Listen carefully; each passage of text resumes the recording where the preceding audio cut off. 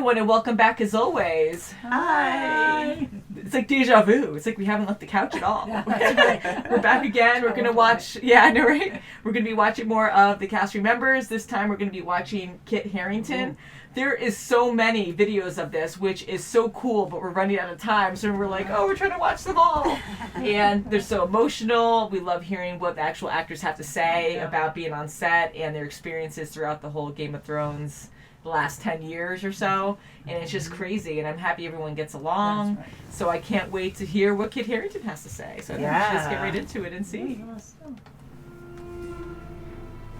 And who are you? Jon Snow. Who are you? I mean, Game of Thrones means my 20s. It's a decade of my life.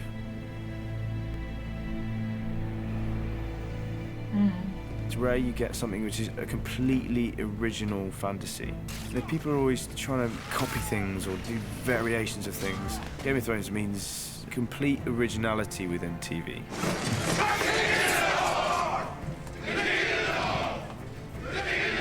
What it means to me is the pinnacle and at the forefront of what drama should be. Such a good scene. My first day on set was Castle Black. My first scene was, there's just a very quick scene where I'm walking down the ramparts, and I was so nervous. And I was so happy that we started with that. Look around, boy. This look like home to you?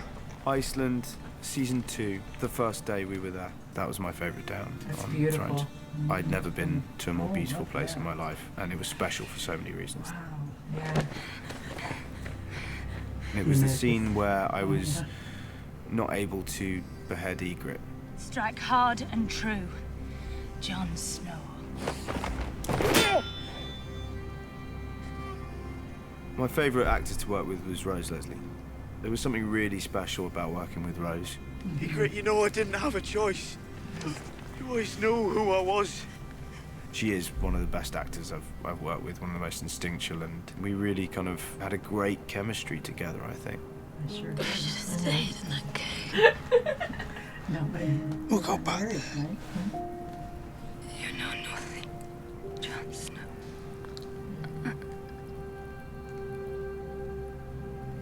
That was sad.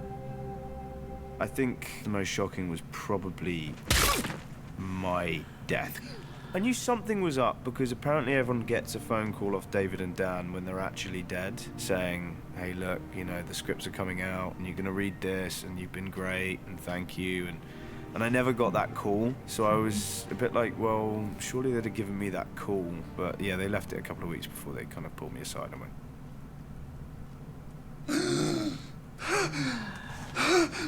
yeah, you're not dead.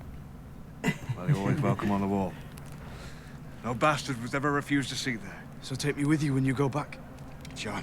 Father will let me if you ask him. I know he will. If I was to go back in time and give John a piece of advice, you know, just as he's about to go off to the Night's Watch, I'd come in like, not John. So, you know you're thinking about going to the Night's Watch. Just take it from me.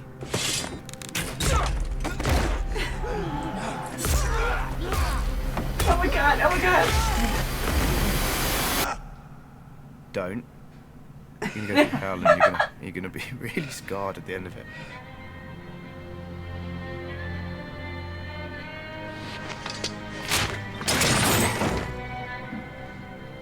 Go get on a boat and go to Old Town, and then go and find a nice wife and a child and set up shop there, because that place doesn't get all like fucked up. Well, you're going to the fucked up place. Don't do it. 3, 2, 1, action! Oh, yeah. Go! The show, the crew, the directors, the producers, the cast, everyone involved is like a family, and it's a family that amazingly still laughs and gets on with each other 8, 9 years in and hasn't bitten each other's faces off, or not even close. Army kill, taking multiple back from the Baltans.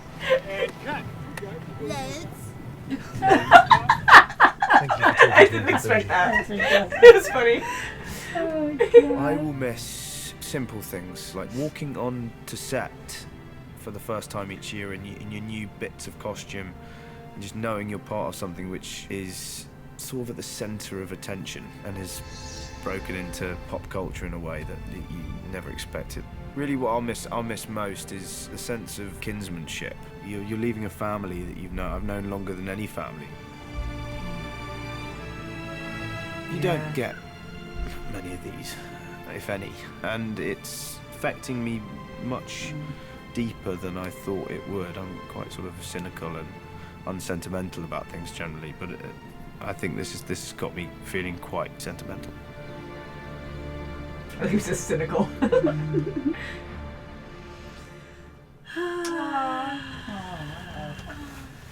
That was funny. Like they caught me off guard with Amelia. That was so funny. I love seeing those moments. How much like they're in character, and then it's like and cut. And it's like you're just normal and silly. Yeah.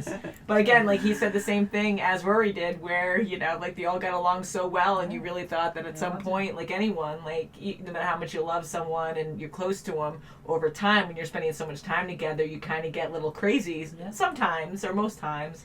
But yeah, like for them to always be together, and there's a lot of pressure on them too because they're acting, there's shooting scenes, there's money involved. Yeah, time is money. You have to do it right, and they seem to really just enjoy each other's company, and they do a great job together. And again, it's sad to see this coming to a close, but I'm happy they're wrapping this up right now, interviewing everyone. Yeah, involved. and I like the There are a lot way of people he involved. put Ygritte into that. Yeah. That that's his love. It is. I think that's so cute. Yeah, and I'm happy they both found love in this. That's pretty cool. So they've known each other since the beginning, because like that was the second season that Ygritte was introduced. So it's kind of neat to see how long. Went from beheading to. Oh, I know. And she shot him. That's right. Yeah, because remember everybody was freaking out, being like, "Oh my god, I just killed him. That's crazy." And I'm so not looking forward to like so many. I mean, I am, but I'm not like with Nick and Lee, because I remember how emotional you guys got, and I was like that too. But I wasn't blind on the channel for Game of Thrones, except last season and now this season. But to go through these huge events that happened I don't know, like it's just going to be really bad with them, and I'm going to get my hair pulled a lot. But when Jon Snow freaking dies, like that was just insane. That was insane. I remember when I saw that with Wookiee, and I like walked away, and I'm like, I'm done. I'm not watching the show anymore. I hate this. But that's what Game of Thrones does. That's right. It makes you love it and hate it, but then love it again. Ropes you in. It ropes you right in, so... I really wish I could get Long Claw. I should just have the big sword that John has, but it's kind of expensive, so I'm like, no. But that would be kind of fun to have, but hopefully we'll have a direwolf here soon through an awesome friend of mine, an artistic friend who is amazing at making costumes, because that would be pretty cool, but we'll see. So we'll end it there, but yeah, we watched most of them already, the cast members, so it's pretty neat. So thank you so much for watching, and we'll see you very soon as always. Bye. Bye.